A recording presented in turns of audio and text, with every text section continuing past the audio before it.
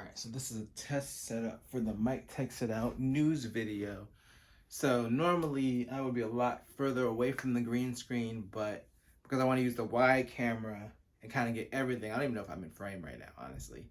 But I want to get everything with the wide camera, so I'm like literally like 5 feet closer to this to get everything in frame like I usually would with my 25 millimeter lens on my Panasonic GH4.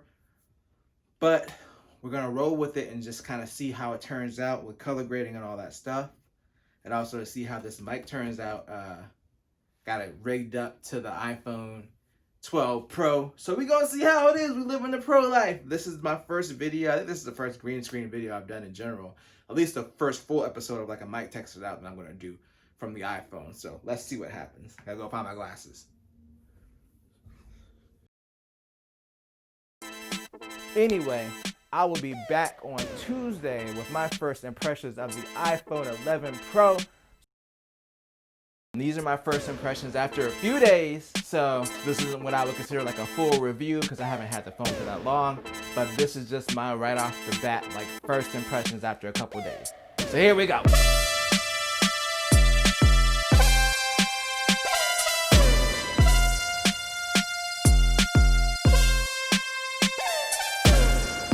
Let's talk about the design really quick. So this does have the new design that matches like the iPad, and it kind of is inspired by the iPhone 4 design, which a lot of people like. I personally love the iPhone 4. I just remember, I don't know what it was about that phone, but I remember when it came out, the design was amazing. I will say I haven't seen the regular iPhone 12. Well, I did technically see it, but I didn't pay that much attention to it because I had to go to the Apple store to pick this up. But I know that has the aluminum frame. The stainless steel frame, to me, weirdly looks kind of cheap just because of how glossy it is. I don't know why I feel that way. It doesn't like feel cheap. Kind of looks like that plastic that they try to make look like metal for some reason. But other than that, I do like the design this year, and this darker blue is literally my favorite color. So, you know, I had to get the Pro just because of the color. I know that there's a blue regular 12, but it's not as dark as this one, and I really like my dark blues. And this color really just, it pops. It pops. That's all I'm saying. It's popping. I feel like this is the ultimate version of what that iPhone 10 design is supposed to be. Like, they finally got there this year. What's the biggest design change for me personally? I went from the 11 Pro last year, the smaller model, to this 6.1 inch. And at first I was like, it doesn't feel that much different, but I had gotten used to the 5.8 inch. And the one thing about the 5.8 inch is when I went from the older iPhones, I had the 7 Plus, and I went to the 5.8 inch, OLED iPhone XS. That was the first one I got with the newer design. It didn't feel right. It didn't feel like it was the right size. Like, it didn't feel like it was wide enough. Like, yeah, technically the screen was bigger than the Plus model, but the width felt off. And I guess I got used to it with the 11 Pro because I went to the Max. I went to the XS Max and I hated it. So the next year I just went down to the smaller 5.8 again, and I liked it. I ended up liking the size a lot, but it never felt the same as the iPhones before it, like the design from the 6 to the 8. It felt like it was too narrow. The 6.1 inch iPhone fixes that. This hasn't been an issue with the cheaper iPhones with the 10R or the 11 because they've always been 6.1 inch. It was more so like the 10, the 10S, and the 11 Pro was always that weird 5.8 inch size, which is kind of like, it felt like the pre-iPhone 6 width. Like, it felt more like an iPhone 5 in the hand. But this kind of brings it back to that same width. It gives it that same feel as the iPhone 6 and 6 Plus without having to go up to the bigger max size to get that right feeling phone that might be too big for some people. So I'm so glad that they finally standardized the sizes. They just have the 6.1 for the regular 12 and the entry-level Pro, which is it's great. I did do like a quick size comparison to the regular 11 because Jeff's iPhone 11 is still kicking around here. And it is a bit smaller. That was one of the things that Apple said this year, that this was going to be, the regular 12 was going to be smaller than the 11 last year because they finally moved to OLED screens, so they don't have to have as big of bezels to compensate for having an LCD screen in there. I think if you're going from a 10R to an 11 to a 12 with a case on there, it's probably going to feel the same. You won't really notice it unless you don't have a case on the phone. But yeah, it is a tad bit smaller if you're going from one of the LCD models from last year to a 12 this year. One of the other things that's great and has actually saved me a bit of money because I'm doing the monthly payments through Apple is the base model Pros come with 128 gigs instead of 64. Before I always had to go up to the 256 because it wasn't enough storage. Like at 64 gigs is not enough for a modern day smartphone. iPhone 12 and 12 mini, Apple. I'd like to see next year all the lineup go to 128 gigs minimum. But at least if you do pay for the Pro, you get 128, which this phone is $1,000. So yeah, you should at least get that. You should honestly probably get 256. But I'm just gonna be happy. 128 is enough for me, so I'm gonna be happy that I finally don't have to pay for the storage upgrade and I can just get the base model this year. Of course, the other thing that's new with this phone is MagSafe. So I did go ahead and pick up the charger. It is $40. It's a pretty strong connection. And they have like a new charging animation when you start the charge with MagSafe.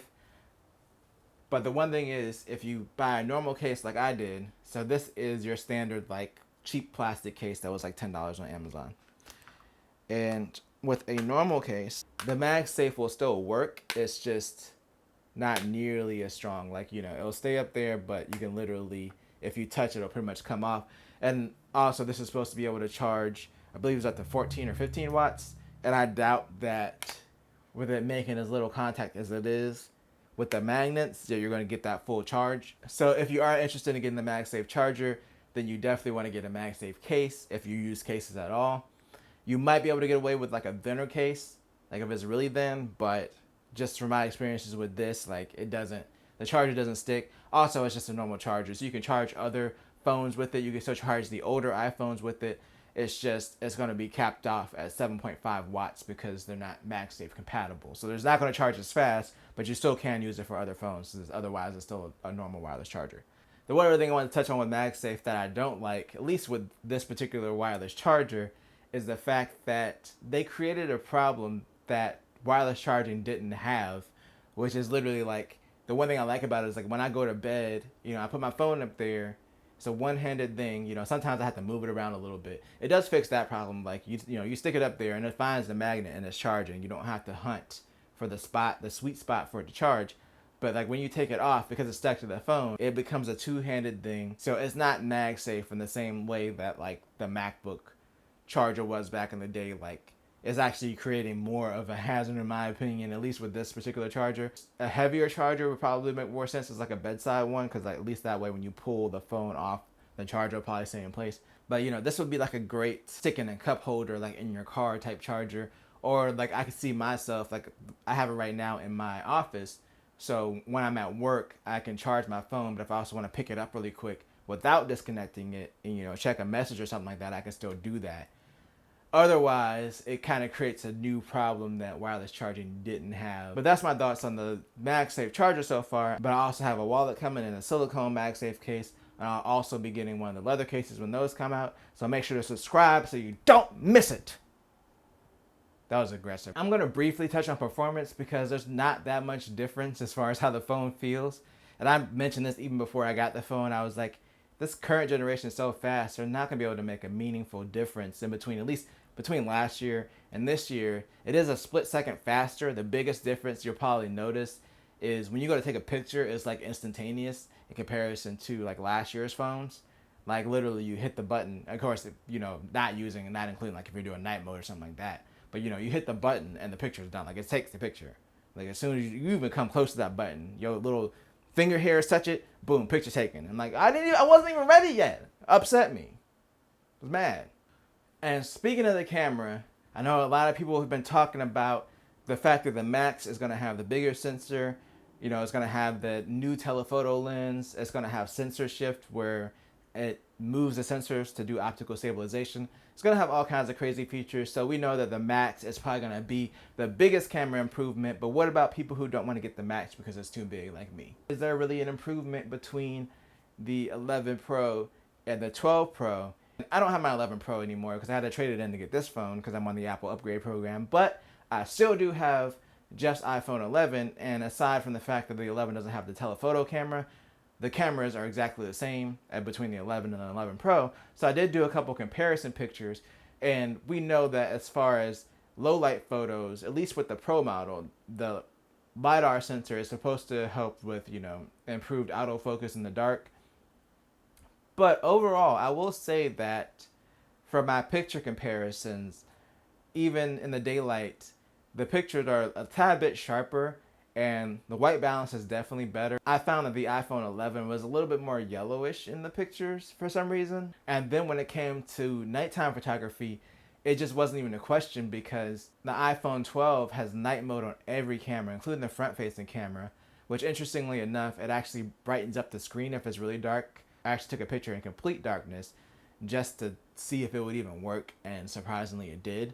But yeah, with the phones last year, night mode was only on the main, like standard wide, but this year they have it on the ultra wide, the telephoto, the standard wide, and the front facing camera. If you're into, taking a lot of pictures at night, then these phones are going to be a huge upgrade as far as the camera in comparison to last year. The same could also be said for the iPhone 12 because aside from not having a telephoto, it's going to have the same camera improvements as far as photos, except for the upcoming Apple RAW, which is only going to be an iPhone 12 Pro exclusive, but we don't know anything about that yet. And unless you're really into photography and you want to be able to, edit your photos in a professional application after you take them, then the RAW is not really going to matter that much. I also did some quick video samples. This is video on the wide.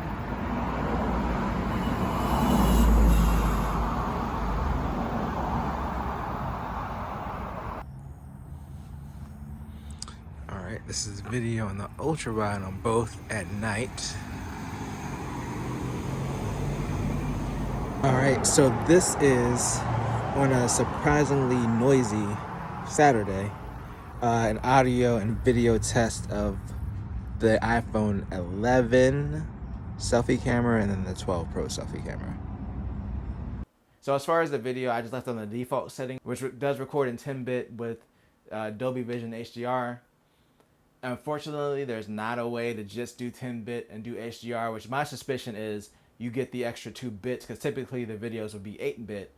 And then the extra 2 bits are probably coming from the HDR data, like the extra dynamic range and colors it's capturing is just specifically for HDR. I'm guessing they didn't do it in a way where you could just capture extra colors and dynamic range without doing HDR, which kind of sucks. I don't know enough about cameras to know the limitations of what they can do with cell phone sensors. But yeah, there's no separate option to just do 10-bit. It's all or nothing. At least for right now.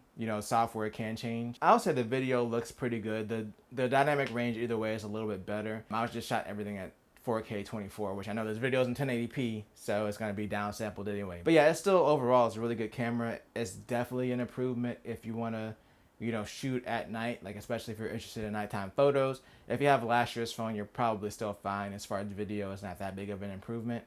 A lot of the improvements really are the photos. Now, when the Max comes out, the Pro Max, that might be a big improvement, even with the video department because of the stabilization. Unfortunately, I'm not getting that phone, so I won't have a chance to try it myself. But, of course, I'll be looking out, watching stories to see what other people are saying about it when that comes out. But as far as the regular Pro, it's still great. Now, as far as the 10-bit HDR thing, I kind of feel like it's a gimmick. I kind of feel like, because it does it by default. So to me, it just feels like it's one of those things where, if you record a video, it's automatically going to do HDR. And then that way, when you send it to your friends, which is probably going to be like to their phone, if they have a modern phone, they're going to have a screen that's capable of displaying HDR. The video is just going to look really good on the phone, if you send it to somebody else. But in practice, like when I took it in the editing software, because I don't edit it in HDR, the colors were just all over the place. Like if you watch the first part of this video, the colors were just like crazy. I ended up having to do a lot of color correction for my video on Saturday just to get the colors like looking normal, taking out a lot of the saturation.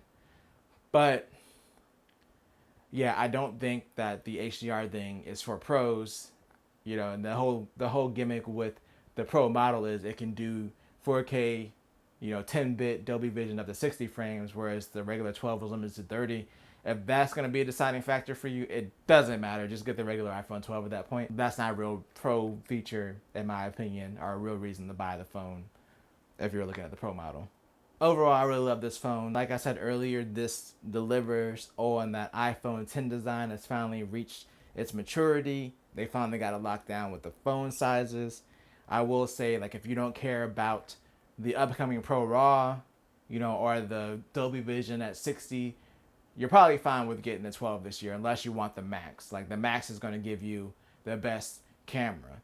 But if not, you're fine with just getting the regular 12 because they moved it over to OLED. Granted, it's not as bright of an OLED screen as the Pro, and you don't have the telephoto lens, but you're also saving $150. And the reason I say $150 is because it's $850 for the regular if you get the 128 gig storage. Because let's be honest, the 64 gigs is disrespectful. In my opinion so far, if you're on like an 8 or a 7 or even the 10 and you're looking to upgrade, this is the year to upgrade. Especially if you're looking at the model like, the base model 12, which it is $100 more expensive this year unless you're looking at the mini. But they finally delivered and added like all the features you would really want. The screen was the big hold off before, and now that it has OLED on that model and with this new design, like this is the year to upgrade. Like definitely, if you've been holding off waiting for the next great iPhone, this is it. This is the next great iPhone. But I'm done talking about the iPhone for today. If you want to go and check out my Saturday video where I talked about Xbox's streaming future, that video was shot on the iPhone 12 Pro if you want an idea of what you can do with the camera. Other than that, if you enjoyed this video, make sure to tell a friend, tell a coworker, like, share, and subscribe, and always do at least 2 things at the same time. Peace.